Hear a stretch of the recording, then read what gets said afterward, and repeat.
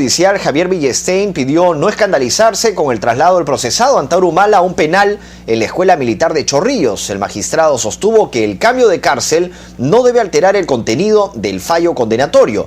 Villestein ofreció una entrevista a nuestro compañero, nuestro reportero Jimmy Chinchay, sobre este y otros temas que involucran al Poder Judicial.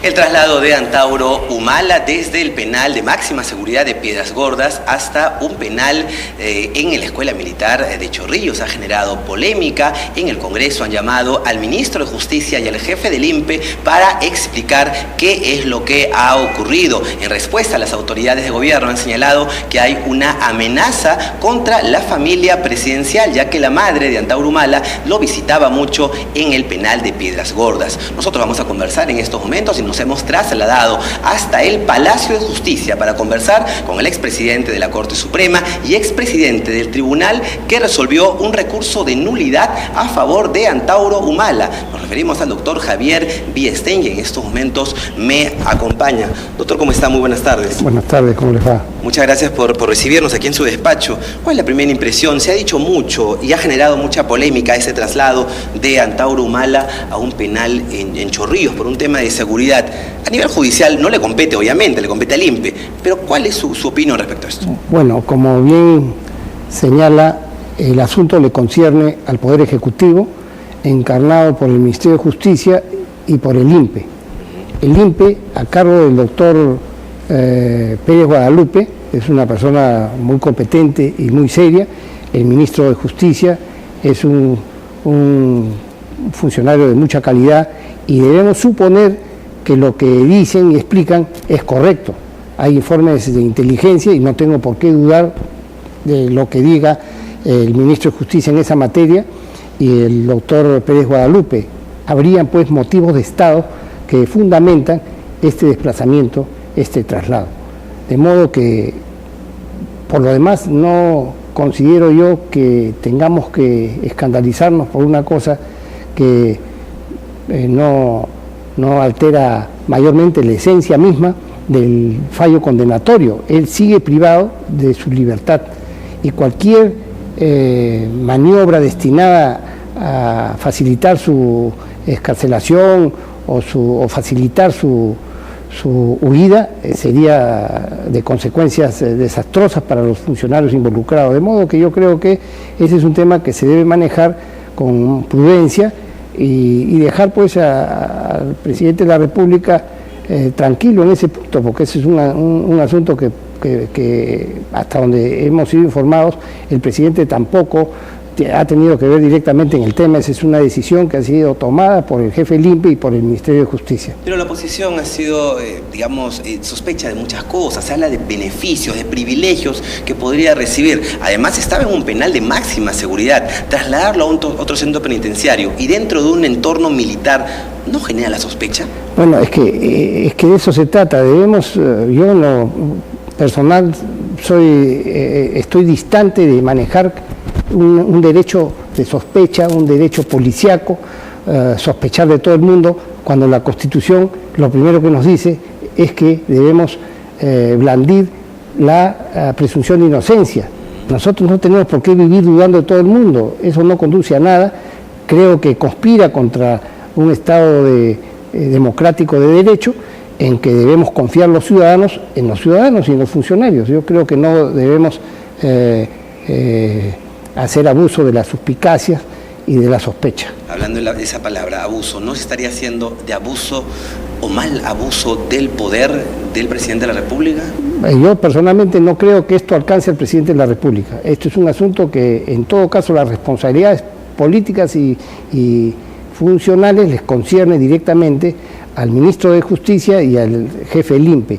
Ambos funcionarios de mucha calidad que me merecen, en lo que a mí concierne, todo el respeto del caso. El jefe del INPE en reiteradas ocasiones ha señalado a propósito de este traslado que se trata del hermano del presidente de la República, y yo recuerdo que usted en su momento, cuando iba a resolver este recurso de nulidad de la sentencia de Antauro Humala, también hizo referencia a esto y se le criticó mucho porque usted iba a resolver un recurso de un procesado, se supone un procesado cualquiera, pero usted dijo de que se trataba del presidente de la República. No estamos hablando de...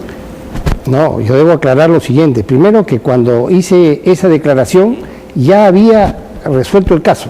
Segundo, nunca dije que el parentesco fundamentara el sentido del fallo, el sentido de la sentencia en el Poder Judicial. Lo que dije fue que ese tema del parentesco era delicado para los asuntos de la amnistía o del indulto, que son facultades que la Constitución prevé para el Congreso de la República o para el Presidente de la República, según el caso. Para estos dos otros eventos de naturaleza política, el evento sí no jugaba un papel importante, pero en ningún caso, y eso lo aclaré debidamente, para lo concerniente a la sentencia, al fallo. Entonces usted no tuvo consideración de que era hermano del presidente cuando resolvió. Absolutamente, ni podría tenerlo, puesto que todos somos iguales ante la ley.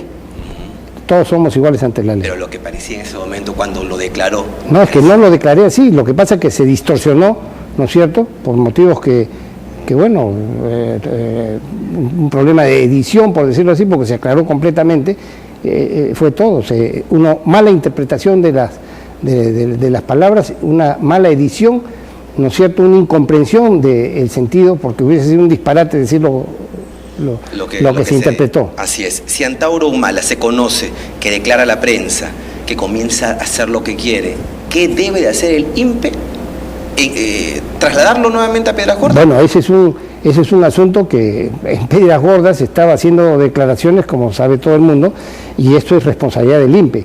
Si trasladado a un penal de otro carácter ocurriera lo mismo, es responsabilidad del funcionario que consciente en asuntos que conforme a las reglas administrativas no lo permiten, ¿no? Ese es un tema que lo debe resolver el INPE con arreglo a sus propias normas. ¿Usted cree que Antauro Humala en el INPE lo consentía para que declare? No, yo no creo que se trate de un consentimiento. Podría haberse tratado de una acción que burló Pero se burlaba en reiteradas ocasiones. Burló reiterativamente, si se quiere, las medidas de seguridad y las normas administrativas. Pero este es un asunto que en todo caso da lugar a que el INPE tome las medidas correctivas para evitar que se burlen sus disposiciones. Dejemos el tema de Antauro, y hay un tema también que ha generado polémica, que es la nulidad, creo que es el término correcto, de la orden de captura contra Juliana Yamoja. Le toco ese tema porque el padre de Juliana Yamoja es juez, y la sala que ha resuelto, dicen, según información periodística, son amigos y allegados del juez padre de Juliana. Le pregunto esto, porque usted trata de precisar algunas cosas a nivel judicial, pero este mensaje que se puede estar enviando, en este caso Juliana Yamoja, ¿no cree que es negativo? Bueno, lo que debo decir al respecto es que la amistad que los jueces guardamos con los jueces no es malo. Los jueces en general somos amigos todos, pero eso no significa, ¿no?, que vayan a torcer su determinación jurisdiccional a partir de ese hecho y de esa amistad. Nosotros no podemos vivir sospechando de que una amistad determinada va a alterar el sentido del fallo.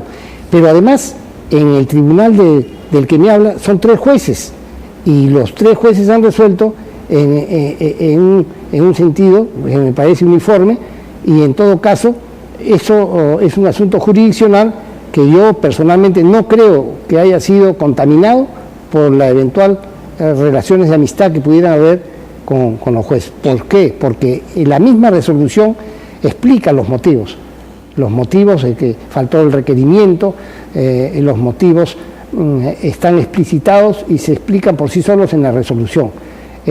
Tampoco se trata de producir un ensañamiento contra las personas, puesto que ya la procesada o sentenciada en cuestión ya purgó una porción de su pena, está, hasta donde todo el mundo sabe, haciendo actividades muy diversas, y en consecuencia debemos suponer que la pena ha cumplido su propósito. Claro, pero primero el juez original, juez natural, había señalado de que no tenía dirección, que no tenía trabajo, que no acudía a firmar su cuaderno de comparecencia, por eso le revocaron la orden de detención. Bueno, pero no se olviden que en el Poder Judicial existe pluralidad de instancias. Cuando alguien no está de acuerdo con un argumento, con una decisión jurisdiccional, se tiene la facultad de recurrir. En este caso las partes han recurrido conforme al sistema. Correcto. Y tenemos que aceptar, así como aceptamos un primer fallo del juez, un grupo de personas tenemos por coherencia interna aceptar lo que ha resuelto el superior jerárquico, que son jueces de mucha calidad, dicho sea de paso, son jueces muy serios. Por eso es que yo dudo que un tema de la amistad, que no es malo, que es bueno la amistad, puede estar distorsionando la percepción jurídica que los jueces tengan del caso concreto. Pregunta final, aprovechando su presencia. Se ha hablado mucho este fin de semana de que ex senderistas condenados por el Poder Judicial han vuelto a las clases. Han responsabilizado a algunos al Poder Judicial de que no han tomado las medidas correctivas, que la DIRCOTE, que el Ministerio de Educación. ¿Cuál es su opinión respecto a eso? No, pero el Poder Judicial no tiene nada que ver en eso. ¿Por qué? Porque estos señores han cumplido con su sentencia, están supuestamente reivindicados y rehabilitados, y están con el Poder Judicial no puede impedirles, porque sería absolutamente ilegal que ejerzan una tarea. Es el Ministerio de Justicia que, con arreglo a sus propias normas y las leyes correspondientes, tiene que tomar las medidas que considere adecuadas, sin caer en el estigma, porque no se trata pues de que no pueden trabajar en el Estado, no pueden trabajar en el sector privado, no pueden trabajar en ningún sitio, y lo único que logramos con eso es arrinconar a la gente y que terminen sobreviviendo de formas contrarias al orden jurídico, que sería... Pero el mensaje, digamos, ante la ciudadanía es negativo, ¿no? Porque, digamos, un ex senderista condenado en las aulas... Puede ser peligroso, sí, y yo creo que ese es un asunto que debe, caso por caso, resolverlo el Ministerio de Justicia. Digo caso por caso para no entrar en estigmatizaciones, en estigmas, en estrellas de David y guetos que a la postre no conducen a nada. ¿Usted permitiría que un ex senderista reingrese, si ha trabajado antes en el Poder Judicial, aquí a trabajar con usted? La verdad que en principio nosotros los jueces estamos formados para no resolver las cosas con arreglo a un derecho penal de autor, sino un derecho de acto. Aquí lo que cuenta es lo que la persona hace. ¿Por qué? Porque el sistema de justicia no consiste pues en estigmatizar vitaliciamente a la gente, porque estaríamos manejando hipócritamente dos discursos. Estoy en contra de las cadenas perpetuas, en contra de la pena de muerte, pero en paralelo quiero señalar de por vida, estigmatizar de por vida a ciertos sectores de ciudadanos, y me parece que ese es un juego sucio en el que no debemos caer. Entonces, si nosotros consideramos que una persona ha cometido un error, ha cometido un crimen, de ese crimen ya pagó, se reivindicó, bueno, no tendríamos por qué segregarlo ni estigmatizarlo de por vida. Pero como quiera que hay gente que no se ha recuperado de verdad, eso caso por caso habría que estudiarlo. ¿Y cómo sabemos eso? Ese es un tema que tiene que hacerlo el Ministerio de Educación. Eso no le concierne al Poder Judicial. El